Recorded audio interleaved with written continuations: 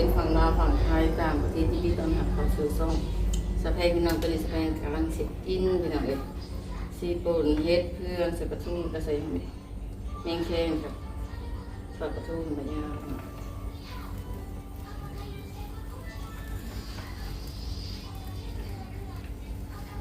เห็ดในสิ่งที่เราหมักเรากินลายจะไปเห็นเรากินลายพี่น้องจะเป็นอะไรอย่างอื่นก็บอกคนไหนครับ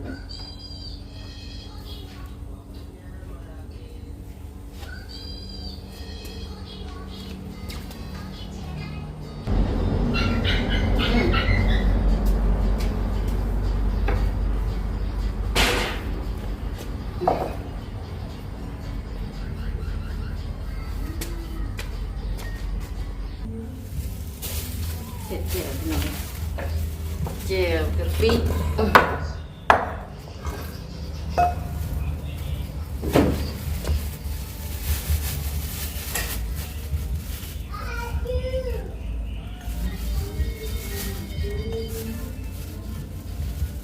สะเพจิบปากเดี๋ยวพี่น้องนะเป็นห่อนใน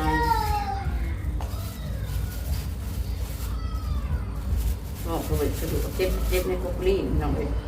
โคตรทรมานเลย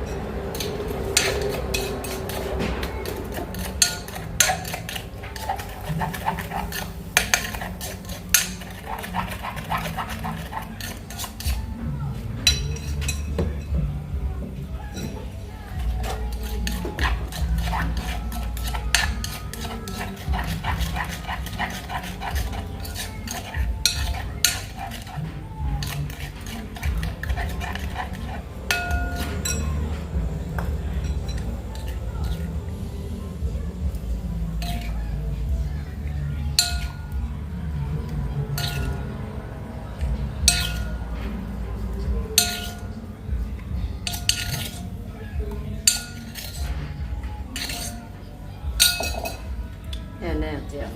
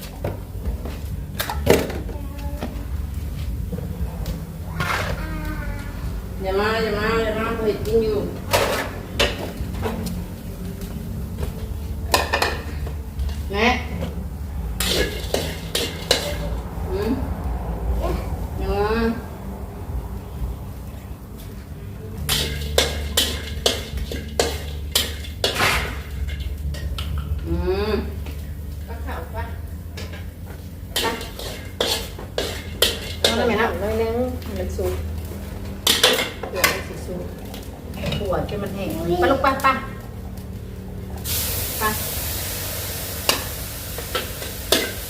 ว้ายมือดำอะไรโอ้จะบอกว่ามือไม่มือค่ะเสือเพื่อนนะนี่แหละจะประหยัดน้ำมันยาไปทางไหนโอ้ยแม่มันเรียนไม่เอาไปยัง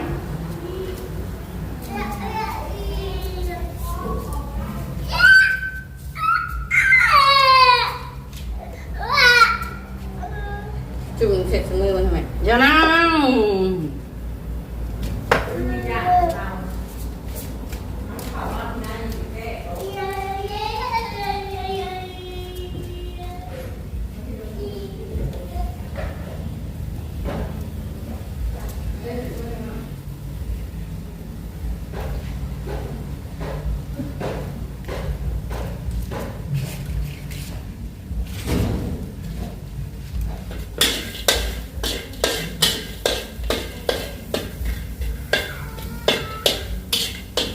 ผมไม่แข็งกันหน่อย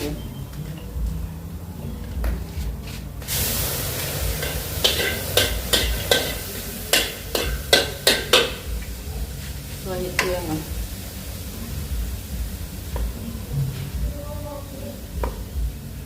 มันสับกระดาน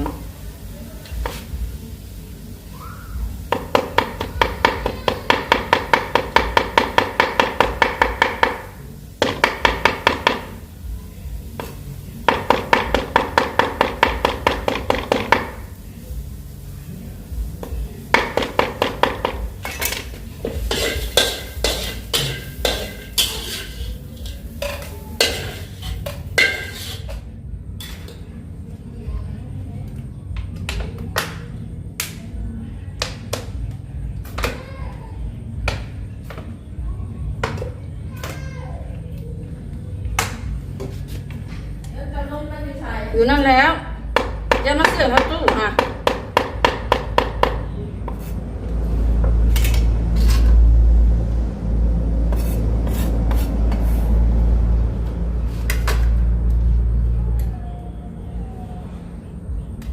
หอมจังเลย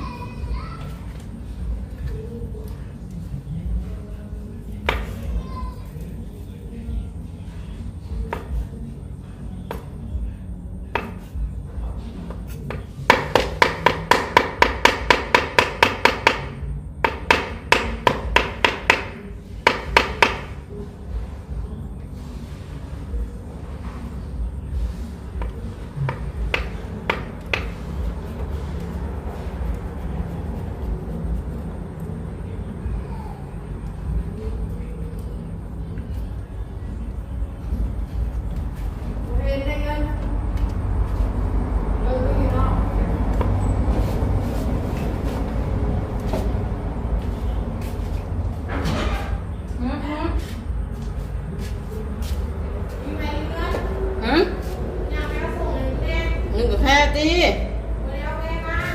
กี่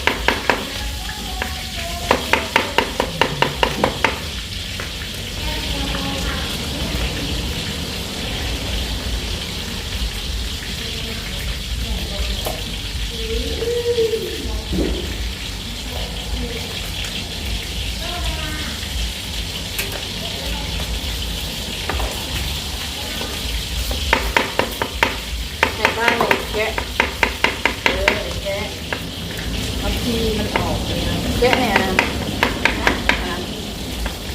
แม่งกัน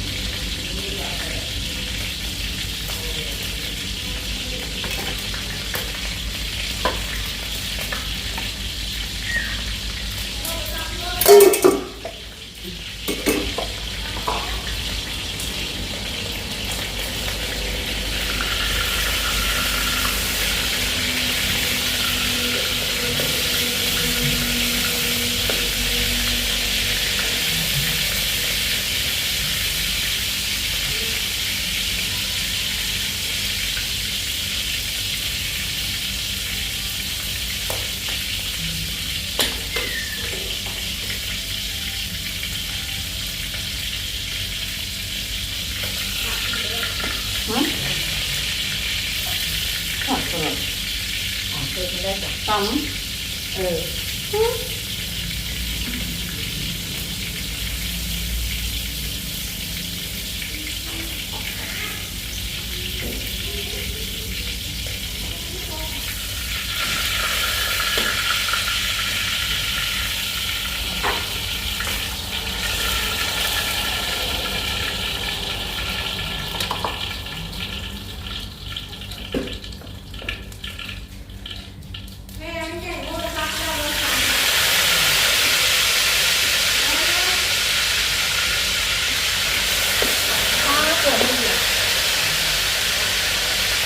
เข้ามือค่ะ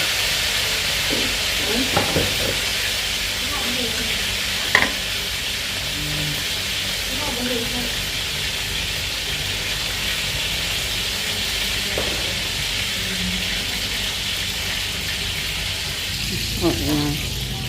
นี่ยังเดี๋ยวนี่ยังมัน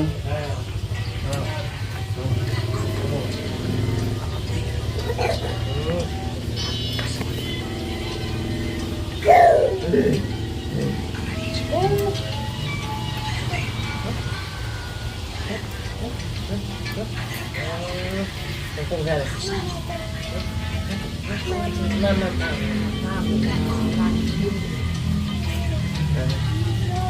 nó là bao อ้าวแล้วก็นั่งดิ้นแน่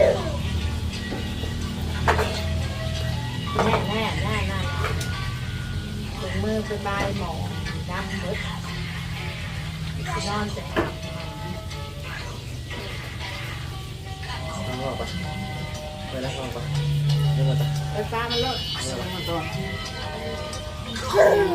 เดินต่อต่อ แค่นี้ตัว mất mắt chào em đấy mà này từ lúc một cái mắt đấy ก็มาอะไร đây mắt đấy ยัง còn được chân còn không มาเด้มาเด้ thả mà vào đấy đi chơi được không tôi có cứu rồi thấy không ba บัตรที่นอนจะงานแล้วมันโตมาที่เก่าห้องไม่ขาดได้เพื่อน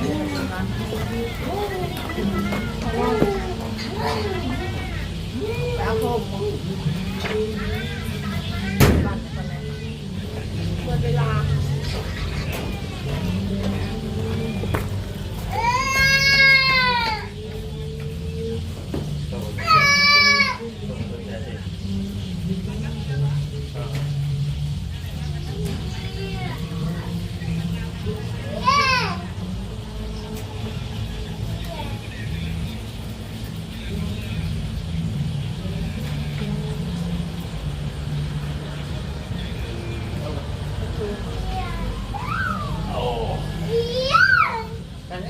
ไม่ได้อยากเข้าห้องก็ไม่รับ vào vào vào một ốc đá น้ำนะคะแม่น้ำเลยเป็นหลังที่ดอกที่ดินที่นอนเลยจะอาบแบบนี้อาบเป็นหนึ่งนะ เอาไปลูกไปเอาไป ไปตามมันโลดไปตามมันโลด อย่าเพื่อนนะ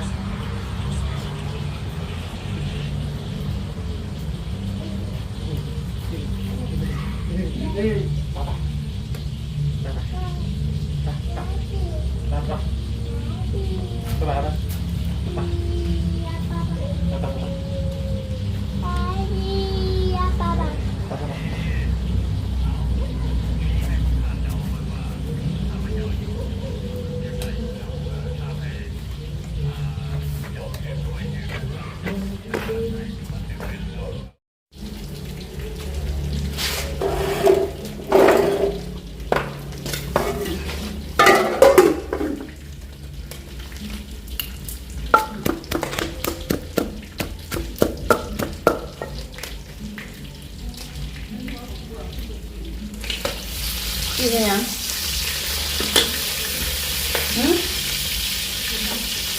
โอ้โหแดงนะ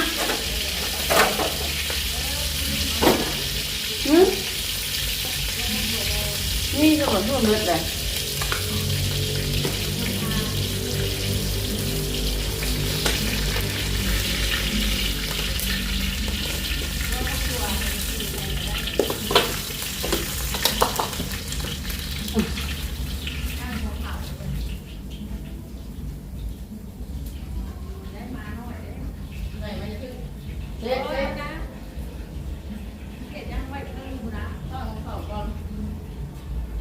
เจ๊เจ๊เจ๊เ